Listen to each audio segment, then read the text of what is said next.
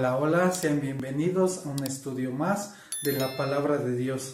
En esta ocasión vamos a continuar con nuestra serie llamada ¿Quién soy en Cristo? Así que pongamos este tiempo en manos de Dios para que nos ayude a poder comprender más de su palabra. Bendito Dios y Padre de nuestro Señor Jesucristo, te damos tantas gracias por brindarnos el privilegio de poder estar atentos a tu palabra una vez más. Te pedimos que nos brindes el entendimiento y que comprendamos lo que nos quieras hablar en esta ocasión. Te pedimos, Señor bendito, que apartes de nosotros toda distracción, todo pensamiento, todo cansancio, todo malestar físico o cualquier cosa que se interponga entre tu palabra y nosotros, para que podamos estar atentos y prestos a tu palabra y podamos avanzar en este caminar cristiano. Todo conforme a tu preciosa voluntad, en nombre de tu Hijo amado Jesús. Amén. Amén y amén. Así que esta serie es muy importante ver porque estamos viendo afirmaciones de lo que nos dice la palabra de Dios, de quiénes somos en Cristo. Es ver nuestro valor y nuestra identidad y ver a través de las Escrituras cómo nos ve nuestro Dios, qué características nos da para poder decir y afirmar quién soy en Cristo. Llevamos 2 estudios a cabo de tal forma que ya llevamos 11 puntos viendo quiénes somos en Cristo, los cuales los voy a mencionar para recordar y estar conscientes y tenerlo muy en mente y muy en cuenta de quiénes somos en Cristo. Y es, ¿quién soy en Cristo? Soy una nueva creación. ¿Quién soy en Cristo? Soy hijo de Dios. ¿Quién soy en Cristo? Soy redimido y perdonado. ¿Quién soy en Cristo? Soy libre de la condenación. ¿Quién soy en Cristo? Soy libre del poder del pecado. ¿Quién soy en Cristo? Soy alguien que puede entrar ante el trono de la gracia. ¿Quién soy en Cristo? Soy alguien justo en Cristo. ¿Quién soy en Cristo? Soy siervo de la justicia. ¿Quién soy en Cristo? Soy santo. ¿Quién soy en Cristo? Soy la sal de la tierra. ¿Quién soy en Cristo? Soy la luz del mundo y portador de la verdad. Esos 11 puntos los hemos visto en varios versículos de la palabra de Dios.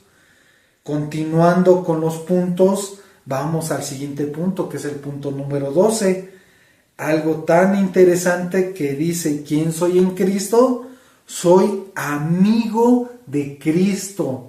Vean el título de la palabra amigo.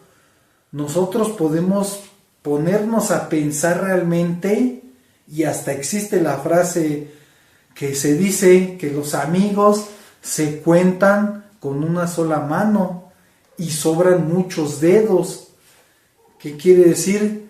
Que el ser amigo es un ser especial, es un ser de confianza, es un ser al quien le cuentas cosas privadas, es alguien en quien puedes desahogarte, en quien puedes pedir apoyo, auxilio, es alguien que puede estar a tu lado principalmente en los momentos difíciles. La palabra amigo es muy especial si se usa correctamente de lo que es un verdadero amigo. Muchas veces ya normalmente a las personas que conoces de vista o le llegas a hablar una que otra vez, ya le dices, mi amigo tal o mi amiga tal, ya así nada más porque casi te saludó bien, ya le dices, mi amiguito o mi amiguita. Y al final de cuentas, el término hay que aplicarlo correctamente. Recordemos que hay en la Biblia una historia muy singular en la parte que Jesús estaba compartiéndole a las personas en una casa. Y recordarán que llevaron, dice, unas personas a un paralítico y que no podían llegar hasta Jesús a causa de la multitud. ¿Y qué pasó? Aquellas personas vieron la forma de cómo llevar a su amigo paralítico a los pies de Cristo para que fuera sanado. Es una historia porque se relata que quitaron parte del techo y bajaron al paralítico para que llegara frente a Jesús. Es una historia muy importante de tal forma que nos narra que aquellas personas hicieron lo posible para llevar al paralítico ante Jesús para que fuera sanado. Es ahí una representación realmente de quiénes son los verdaderos amigos.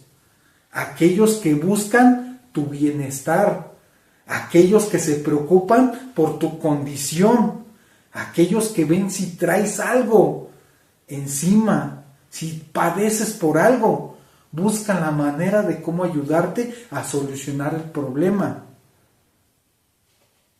Y para hacer otro atributo de un buen amigo, es alguien que te ayuda sin estarte juzgando, sin estarte criticando, sin estarte echando en cara lo que hace por ti, sin estarte reprochando de que es que te pasa esto, por esto, y ya te voy a ayudar casi porque te tengo lástima, ¿no?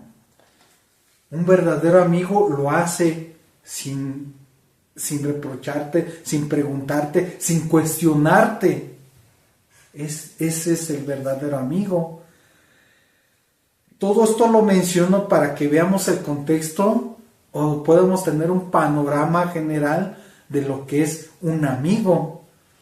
Aquí en las Escrituras, este punto número 12 que dice soy amigo en Cristo, estamos hablando de una palabra muy importante, de tal forma que normalmente las Escrituras o lo que nos enseñan nos mencionan que debemos de tener a Dios con un tal respeto, de que Dios algunas veces lo ponen como alguien inalcanzable, de que un respeto de tal forma de que nada más lo ves como un Dios creador, un Dios que te ayuda en momentos difíciles y hasta ahí.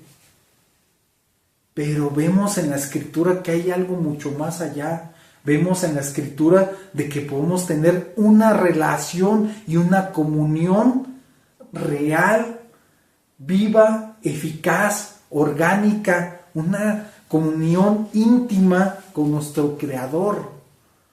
Va mucho más allá de lo que podamos pensar, porque es una relación con nuestro Creador, una relación, en este caso, con Jesús, que está diciendo que podemos ser amigos de Jesús.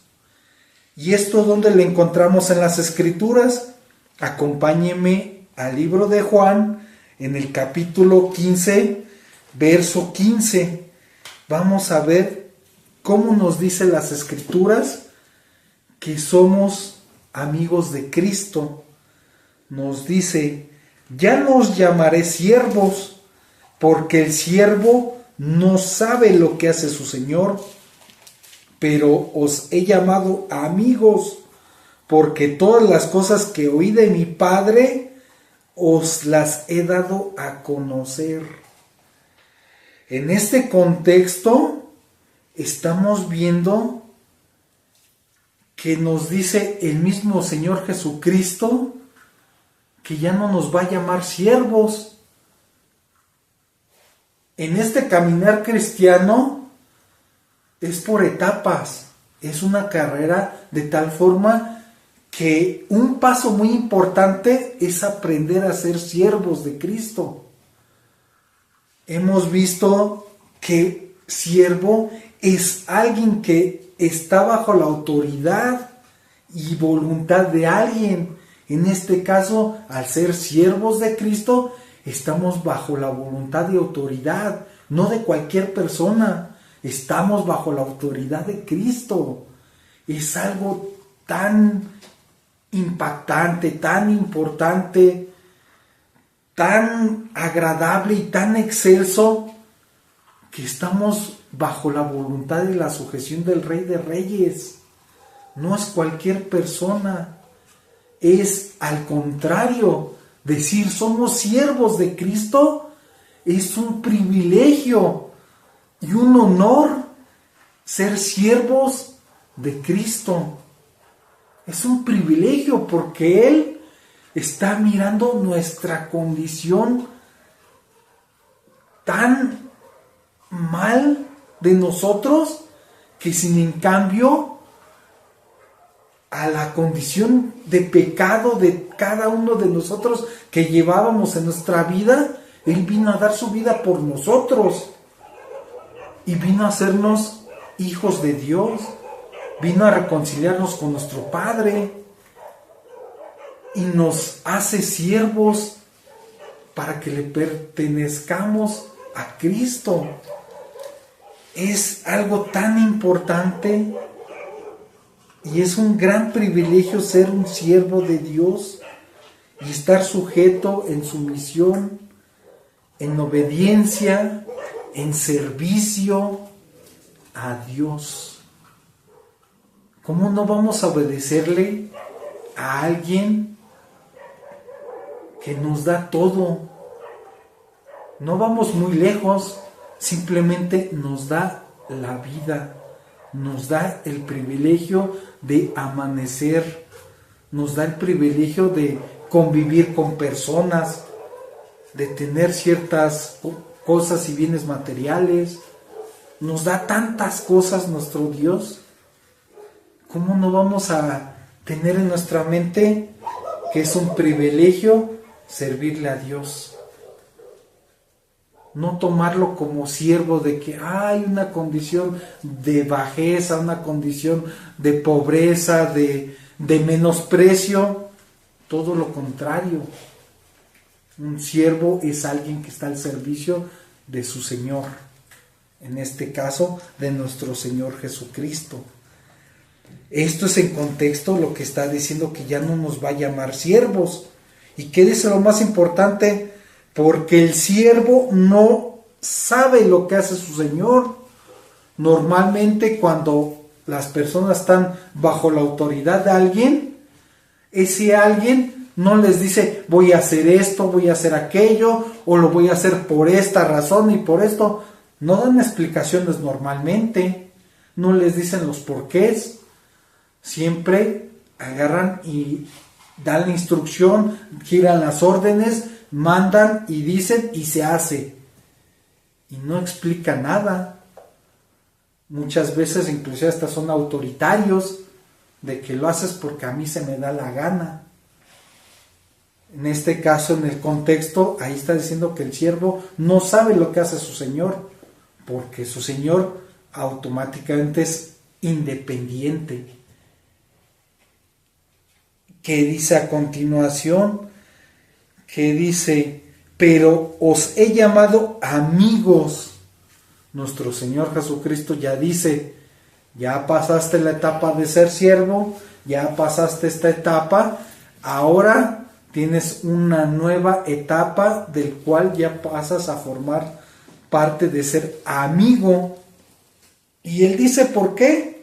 Dice, porque todas las cosas que oí de mi Padre las he dado a conocer.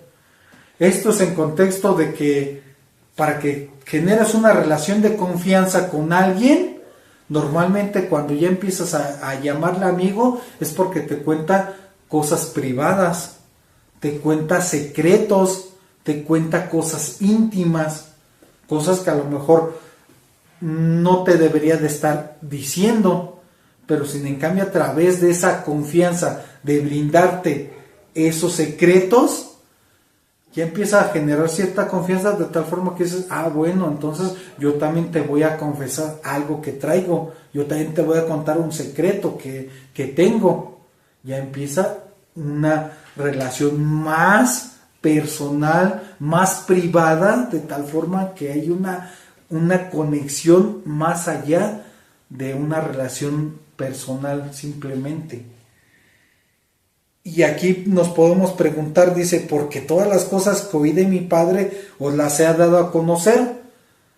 Nos podemos preguntar, ¿qué cosas oyó de su Padre Jesús que las ha dado a conocer? Normalmente hemos leído las Escrituras y vamos viendo los versos y vamos estudiándolos, y hasta ahorita podemos ponernos a pensar y hacemos memoria de lo que hemos leído.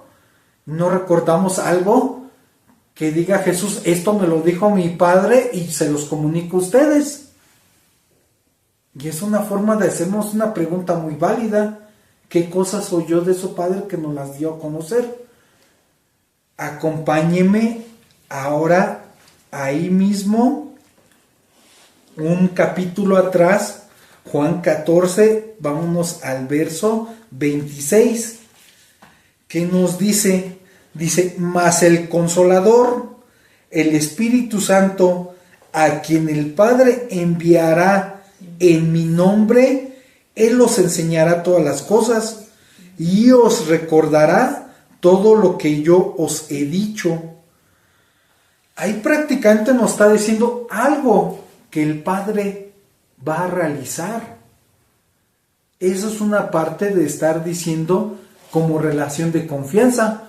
¿Sabes qué? Mi Padre va a enviar a un Consolador que les va a enseñar todas estas cosas. Y eso hace referencia de lo que oyó del Padre, porque el Padre se lo comunicó al Hijo. Se va a enviar el Espíritu Santo y Él es el que les va a enseñar las cosas. Y asimismo, el Padre se lo dijo a Jesús. Y Jesús nos los dijo aquí en este verso que acabamos de leer. Porque dice claramente, mas el Consolador es el Espíritu Santo. Y aquí está lo importante, a quien el Padre enviará. Ahí está diciendo la acción que el Padre va a hacer. Es como si nos estuviera contando uno de los planes de su Padre, uno de los planes de Dios. Ya como amigo nos está contando esa parte Jesús de lo que está haciendo el Padre. Eso es para ponernos a analizar y pensar. Entonces ahora ya estoy comprendiendo que Jesús nos mencionó cosas que el Padre va a realizar y llevar a cabo. Es como si nos contara el plan Jesús de lo que tiene su Padre. Y aquí nos dice algo importante, Él os enseñará todas las cosas y os recordará todo lo que yo os he dicho. En este caso, a través del Espíritu Santo, todo lo que estudiemos, todo lo que vayamos avanzando en espíritu y en verdad para con Dios, Dios nos va a enseñar. No necesitamos ser grandes mentes, grandes filósofos, grandes teólogos para comprender parte de las Escrituras, porque Dios nos va a dar el entendimiento conforme a nuestro crecimiento. En la medida que nosotros tengamos comunión con Dios y nos desahoguemos con Él y vayamos con Él de corazón, Él nos va a ir enseñando todas las cosas, nos va a ir guiando como un buen padre, nos va a ir enseñando, prácticamente lo podemos ver como el lenguaje, nos van a ir enseñando las vocales, luego nos va a ir enseñando todo el abecedario, luego nos va a ir enseñando las palabras, luego nos va a ir enseñando cómo se conjugan todas las palabras, los verbos, y así va a ir avanzando, va a ir avanzando. A través del Espíritu Santo Dios nos va a mostrar y nos va a enseñar todas las cosas. Aquí lo está diciendo claramente, Él os enseñará todas las cosas. Por eso es que muchas veces podemos ver que hay muchas personas, inclusive intelectualmente y con un coeficiente muy alto, que ven las Escrituras y pueden leerlas y pueden saber definiciones de diccionario y ver cada palabra. pero muy probablemente si están en el mundo no van a conocer la esencia de lo que es el Evangelio, la esencia de lo que vino Jesús a hacer la maravillosa obra, la esencia de reconciliarnos con el Padre, de la paga del pecado. Puede que no comprenda esa parte, puede que no comprenda el verso que dice: yo soy el único camino, yo soy la verdad y la vida. Ahí está diciendo la palabra: yo soy el único. Y puede tener varias religiones, mas en cambio la Escritura está diciendo: yo soy el único. Y a la hora de que vamos viendo las Escrituras, el Espíritu Santo nos da a entender claramente esa pequeña parte: yo soy el único. Y por eso es que existen tantas religiones, porque no lo entienden, no lo ven a través del Espíritu Santo, no lo ven a través de lo que dice realmente la palabra de Dios. Porque a la hora de que dice: yo soy el único camino, otro verso: yo soy el único mediador, no existirían varias religiones de las cuales existen actualmente, si comprendieran ese término de yo soy el único mediador. Es por eso que aquí es tan importante como nos dice que nos va a enseñar las cosas. En ese verso vamos a ver otro ejemplo de lo que nos dice Jesús, de lo que oyó del Padre. Acompáñenme más atrás, ahora al capítulo 6 del mismo libro de Juan, capítulo 6, verso 38 al 40. Vamos a ver qué nos dice allí. Juan, capítulo 6, verso 38 al 40. ¿Qué dice?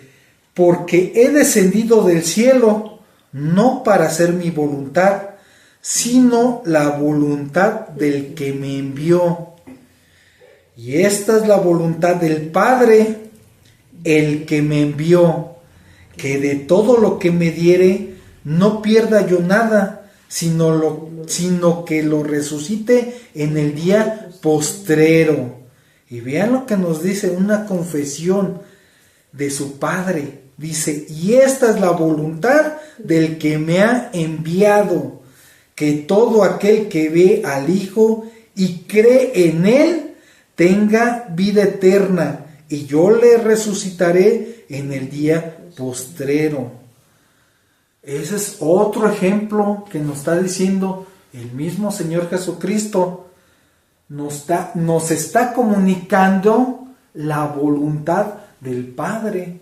Nuevamente es lo mismo que Jesús escuchó del Padre. ¿Cuál es su voluntad? Que nada lo pierda Jesús y que lo resucite en el día postrero. Está diciendo nuevamente otro de los planes de Dios, de su Padre. Está diciéndonos la voluntad de Dios. Acompáñeme versos más adelantito, al 45. Ahí mismo, nada más avanzamos al verso 45. ¿Y qué dice? Está escrito en los profetas: y serán todos enseñados por Dios. Así que todo aquel que oyó al Padre y aprendió de Él, viene a mí. Ahí está haciendo otra referencia, que desde los profetas se menciona la voluntad del Padre. Y en este caso nos lo vuelve a decir nuestro Señor Jesucristo. Todas estas son palabras de nuestro Señor Jesucristo. Y aquí nos dice claramente esta referencia. Así que, es una conjunción de todo lo que estamos leyendo. Es un término, un dictamen, algo que se realiza, que dice: así que todas las personas, aquellos que oyeron al Padre, ¿Y cómo lo vamos a oír? A través de las escrituras, a través de los profetas. Esto es como Dios nos habla a nosotros. Dios, háblame, aquí está.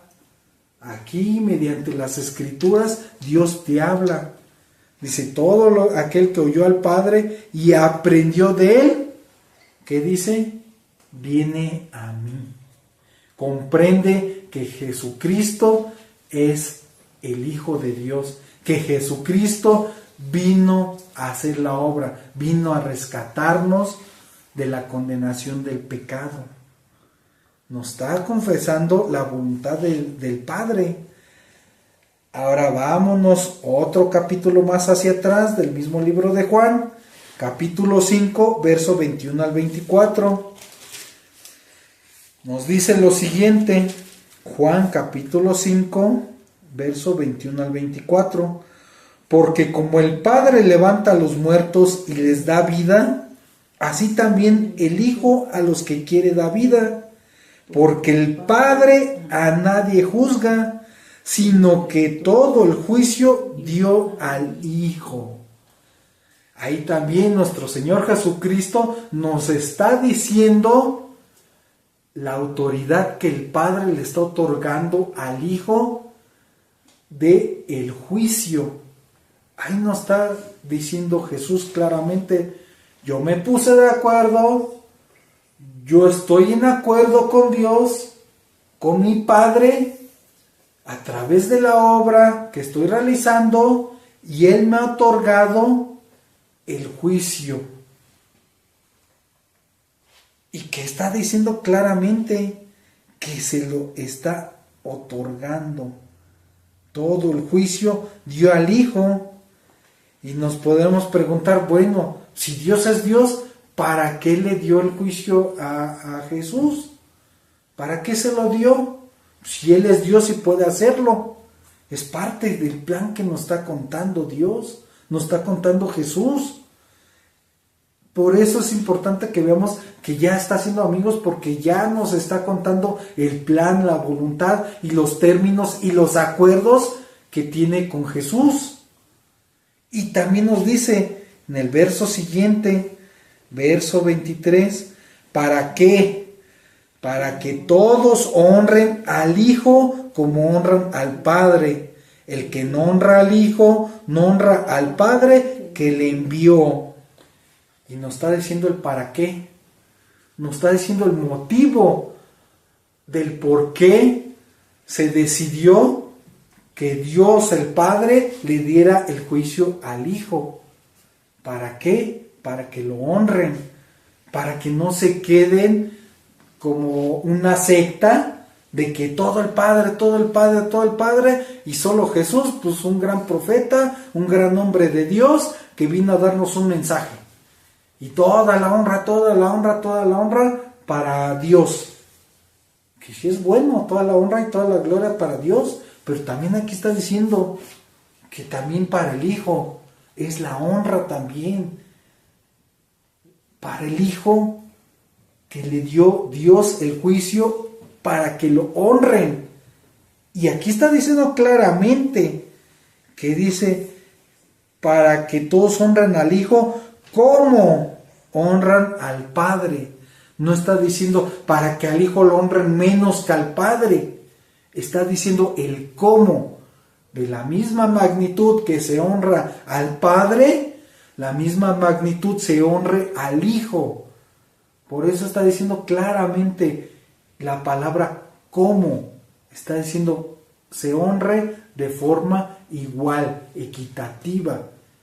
Y es un motivo del cual dice, ahora sí, como se puede decir, para que nosotros como humanos necios en nuestra mente, en nuestros pensamientos tan limitados, no tengamos pretexto. Por eso dice, les voy a explicar que le estoy dando el juicio al Hijo para que me honren, lo honren al Hijo como al Padre.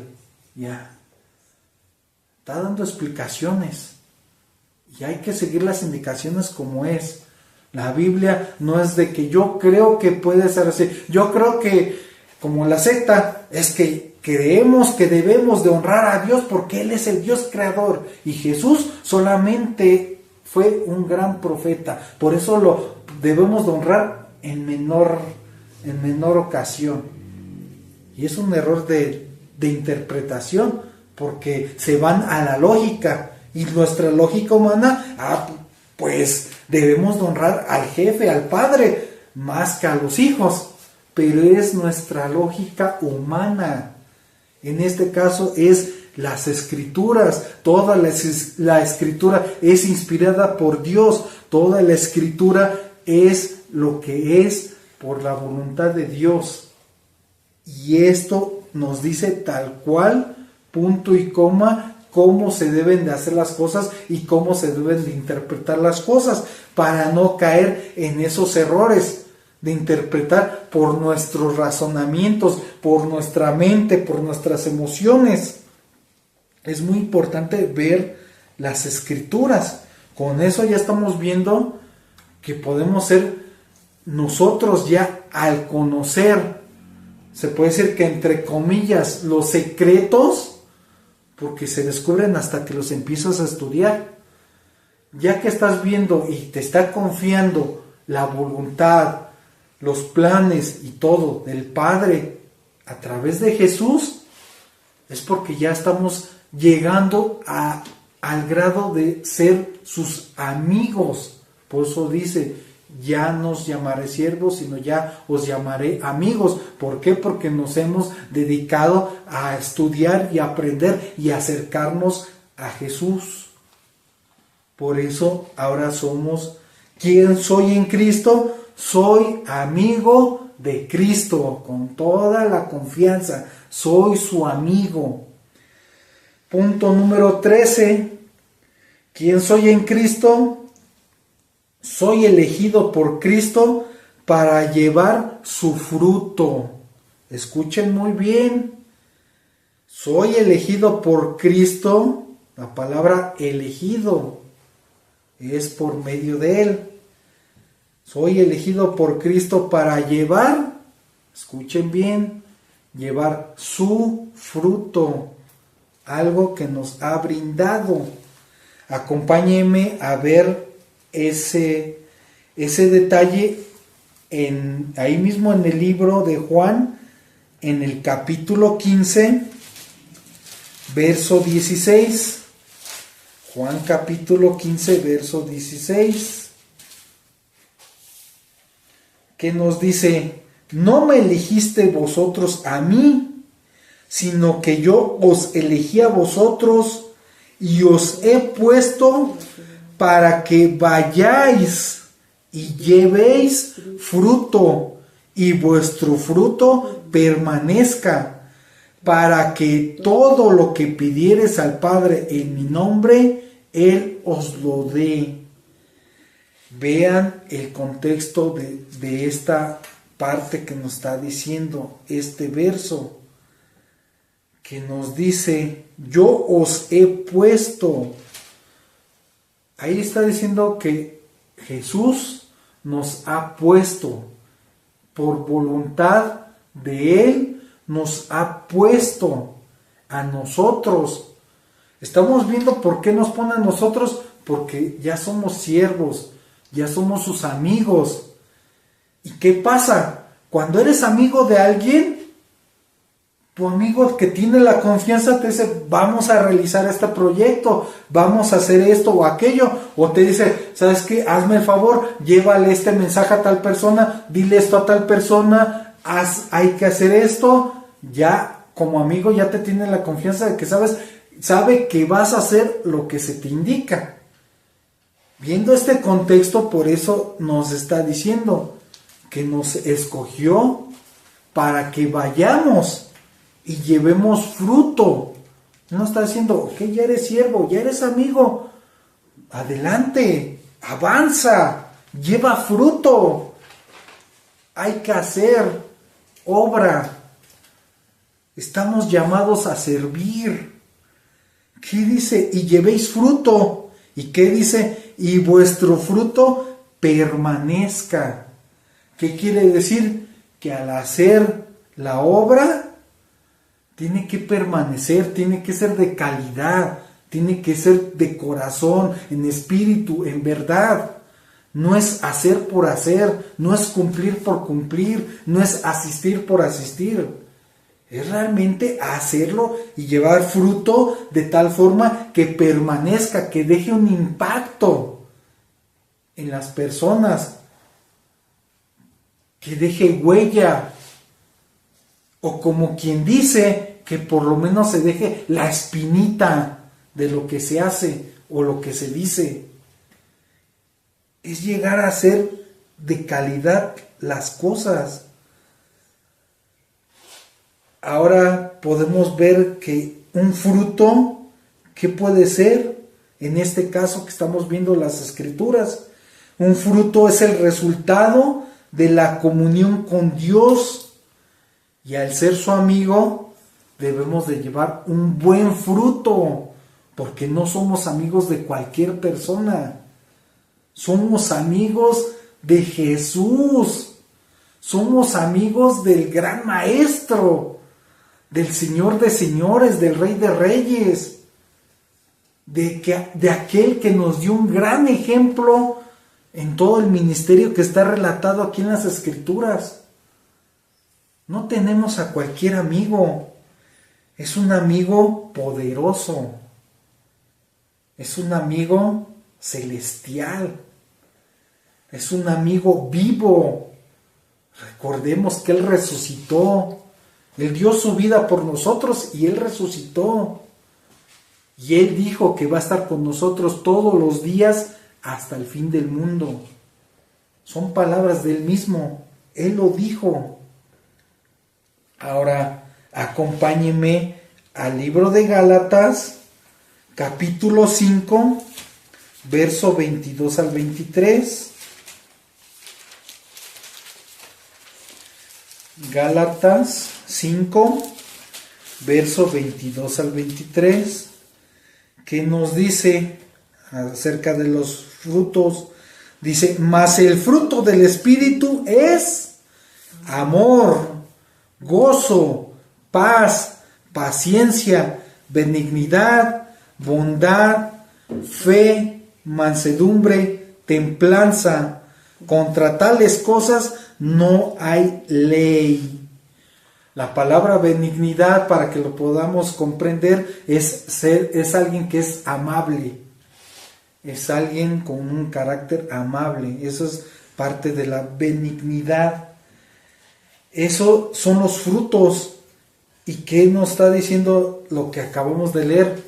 Dejar frutos bien. ¿Qué quiere decir? El fruto del amor. Brindar el amor hacia tus seres queridos, hacia tu propio círculo, hacia tu propia familia.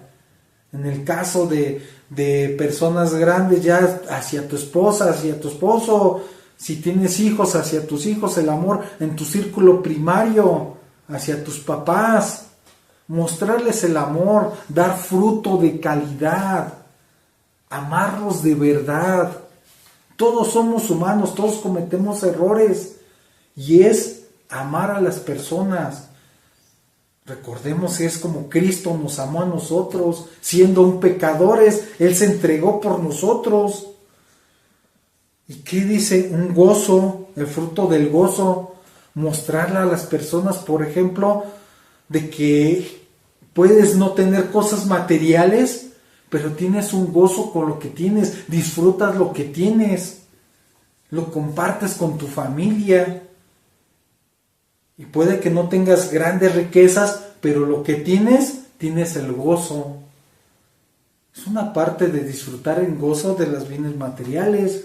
Otro tipo de gozo es el gozo de servir. El gozo de ir y ayudarle a una persona, ir y testificarle de lo que Cristo hizo contigo, de dónde te rescató. Es el gozo de compartirle que tú ya tienes una nueva vida. El gozo implica varias situaciones. El fruto del gozo, la paz. Un ejemplo de la paz que puede haber ciertas situaciones económicas del trabajo, presiones, impuestos, el petróleo, la gasolina y tantas cosas que se ven en el mundo, y tener la paz de que pase lo que pase, Dios no te va a desamparar, Dios no te va a dejar, Él te sustentará. Un versículo que muchos podemos recordar: mas buscar primeramente el reino de Dios y su justicia, y todo lo demás será añadido. ¿Qué quiere decir? Que tengas paz, que no te preocupes de cómo se mueva el entorno, porque tienes a Dios que te va a brindar la sabiduría para saber qué hacer en esos momentos. Refugiarse en Dios para consultarle de que te brinde el saber qué hacer en esas situaciones. No dice que vas a tener paz porque no vas a tener problemas. Claro que va a haber problemas.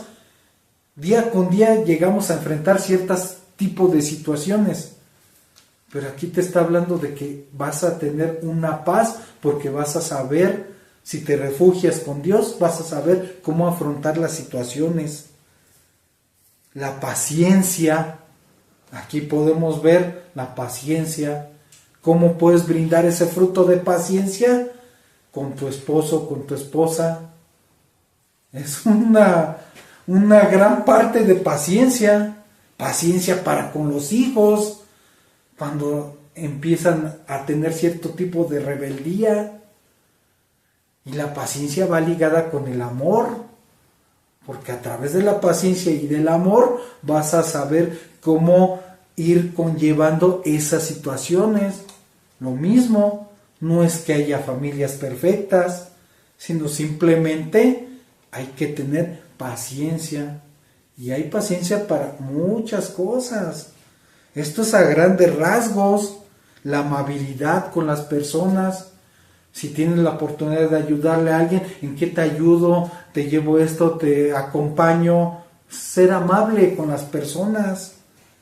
La bondad. Si ves a alguien y puedes ayudarle, ayúdalo. Reflejar la compasión, la misericordia, el amor, el ejemplo que nos ha dado Cristo a través de estos frutos. El fruto de la fe. Creer y creerle lo que nos dice Dios. Principalmente creerle. La Escritura dice: los demonios creen y tiemblan, pero siguen siendo demonios. No solo porque creen ya se están convirtiendo, siguen siendo demonios. Pero ¿qué pasa? Es creerle lo que dice la palabra de Dios. La mansedumbre, estar bajo sumisión, bajo servicio, lo que vemos como ser siervos, servir a las demás personas. A pesar de que se beneficien las personas, hemos visto en una parte de las Escrituras que nos dice: si vas a hacer algo, hazlo todo como para el Señor, para Dios y no para los hombres. Es estar haciendo ese tipo de cosas. La templanza, ¿qué pasa con la templanza? Que quiere decir como dominio propio. ¿Qué pasa? Vas manejando, o sea, te atraviesa algo, y en vez de estar haciendo corajes y diciendo una serie de palabrerías, tener la templanza, el control, el dominio propio, relajarte y tener control, porque la carne siempre acciona por la emoción y por la inercia de que no me la van a hacer a mí, no me van a hacer esto a mí, no voy a permitir esto, no voy a permitir aquello. Es la templanza y el dominio. Es ver qué actitud deberías de tomar, ya que estás siendo hijo de Dios. ¿Cómo debes de reaccionar como hijo de Dios? ¿Cómo debes de reaccionar como siervo de Dios? ¿Cómo puedes reaccionar como amigo de Cristo? Es para empezar a analizar y ponernos a pensar cómo fortalecer el fruto del dominio propio. y ponerlo en práctica. Y eso es parte de las personas que pueden ver a lo mejor tu vida anterior, de que reaccionabas si te cerraban en el tráfico y luego hacías varias cosas, y sin en cambio, pasando el tiempo que ya vas y buscas y te entregas tu vida a Dios, ¿y qué pasa? Si te ve la misma persona y te ve que reaccionas de distinta forma, ahí vas a dejar la espinita, y esa persona es muy probable que se ponga a pensar: si esta persona casi andaba mandando al hospital a la otra persona y ahora reacciona de manera totalmente diferente, hay algo, hay un cambio, y empieza a ver qué te pasó. Hasta llegan a decir la frase: pues que estás enfermo o te sientes mal porque ya no eres el mismo. Es parte de mostrar esos frutos. ¿Y qué dice? Contra tales cosas no hay ley. ¿Por qué? Porque si lo haces y te comportas conforme a la voluntad y ser agradable ante los ojos de Dios, no hay ley, no hay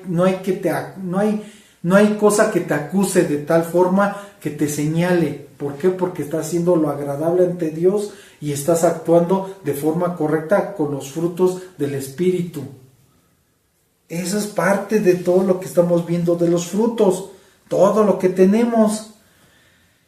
Y podemos ponernos a pensar: ¡wow! ¡Qué padre! Los frutos, el amor, paz, paciencia, bondad, benignidad, fe, mansedumbre, templanza.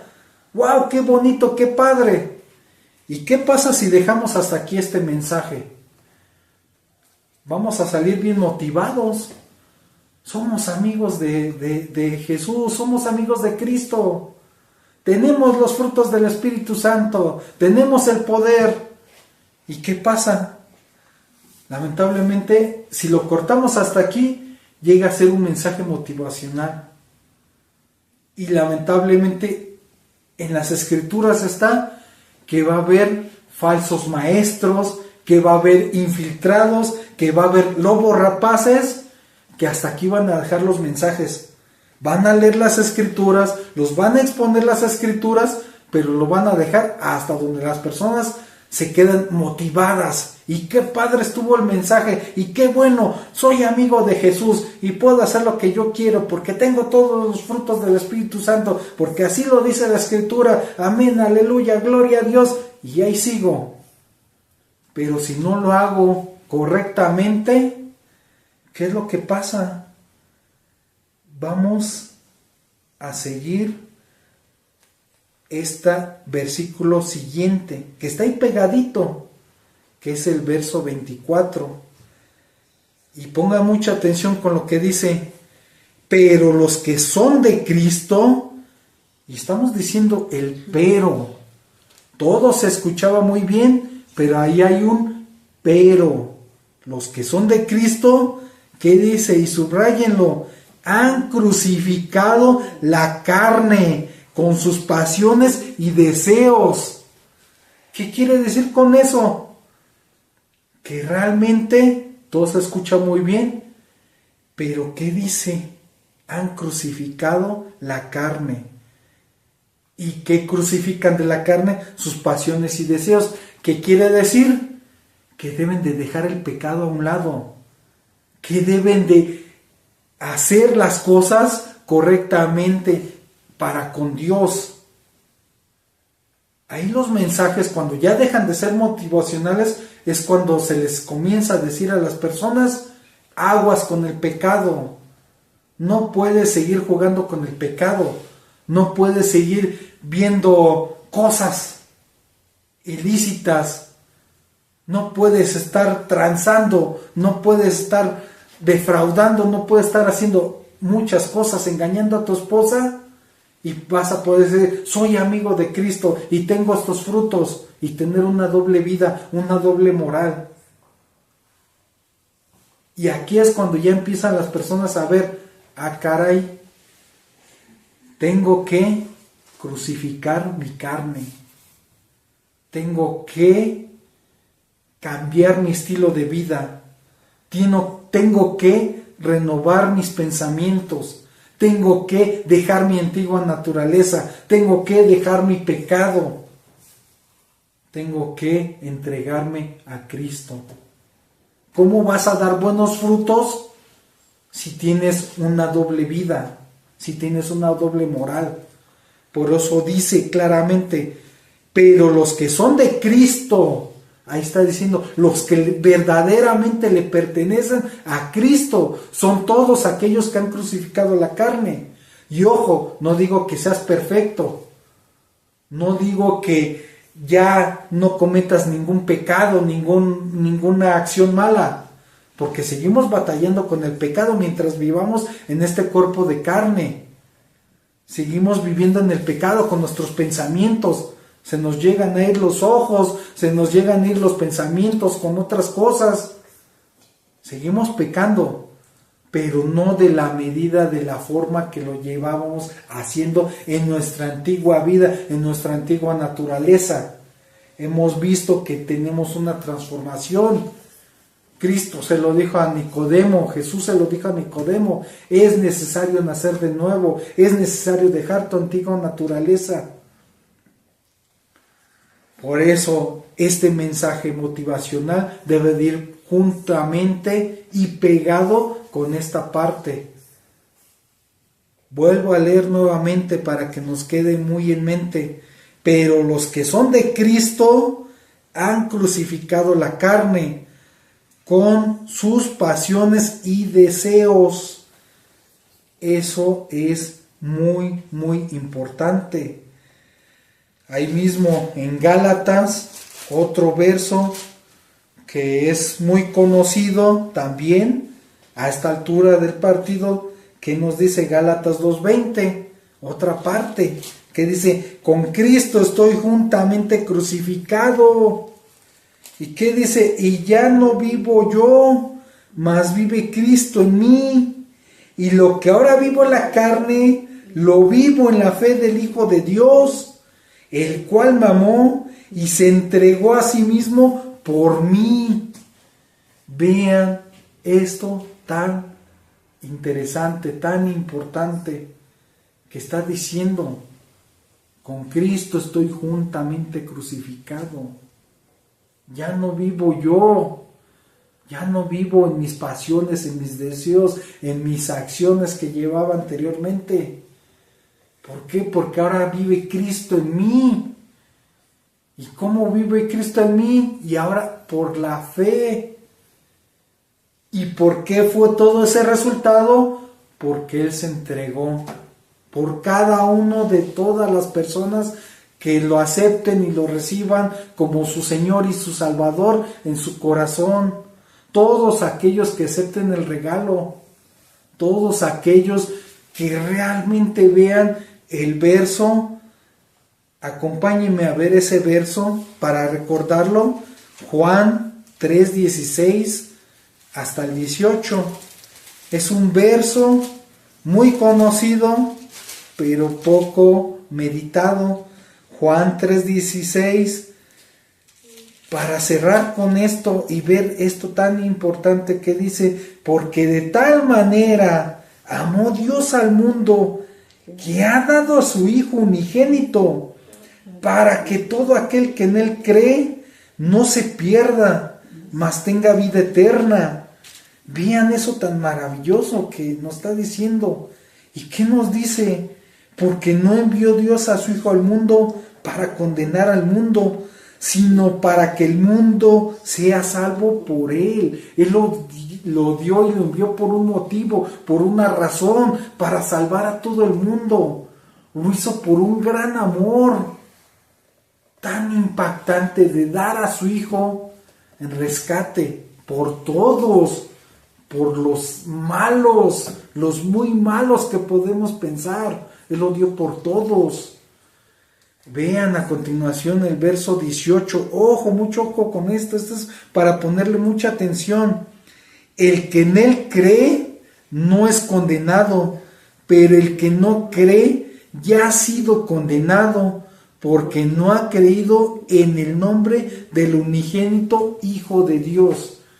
En pocas palabras es, aquel que rechazó el regalo, aquel que no quiere el regalo de Dios, aquel que quiere seguir haciendo su voluntad, aquel que quiere vivir en pecado, aquel que no quiere arrepentirse y llegar a los pies de Cristo y recibirlo como realmente su Señor y su Salvador, ya solito se ha condenado. Aquí lo dice claramente la Escritura: el que no cree ya ha sido condenado, porque él tomó la decisión de no creerle. Por eso es tan importante ver esa parte del gran amor, de todo lo que nos ha dado Dios para con nosotros. En esta ocasión solamente podemos ver 2 puntos en este estudio, que es el punto número 12, ¿quién soy en Cristo? Soy amigo de Cristo. ¿Quién soy en Cristo? Soy elegido por Cristo para llevar su fruto.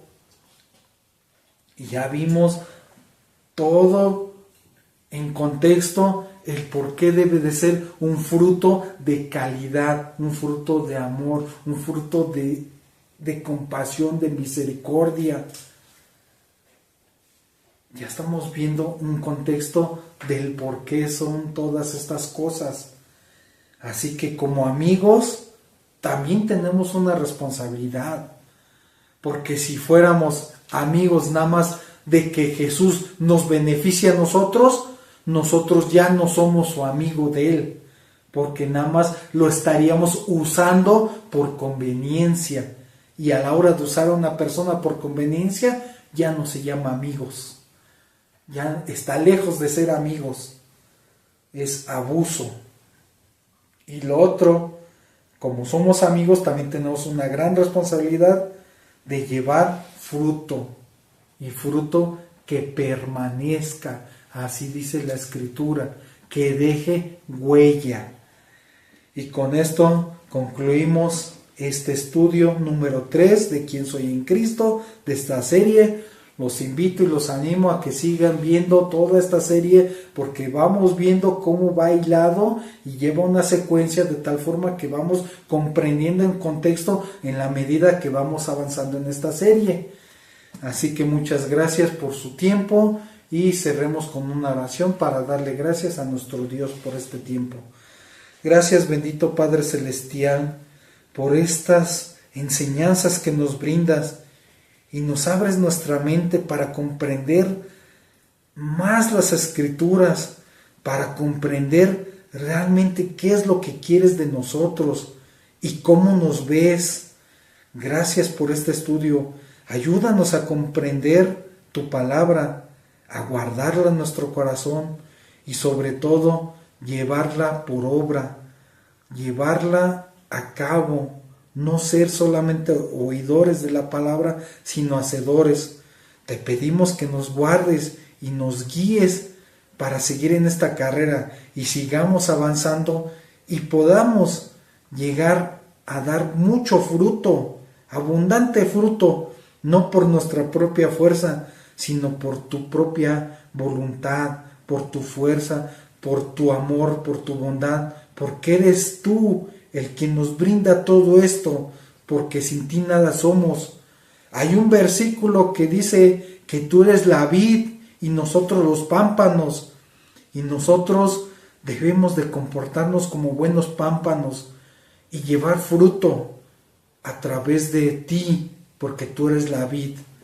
Gracias, Señor bendito. Ayúdanos a hacerlo todo conforme a tu preciosa voluntad, todo que sea agradable ante los ojos de tu Padre, ante los ojos de nuestro Padre, Dios. Gracias. Y todo lo oramos en nombre de Cristo Jesús. Amén, amén, amén. Muchas gracias. Nos vemos hasta el próximo estudio, si Dios lo permite. Hasta la próxima.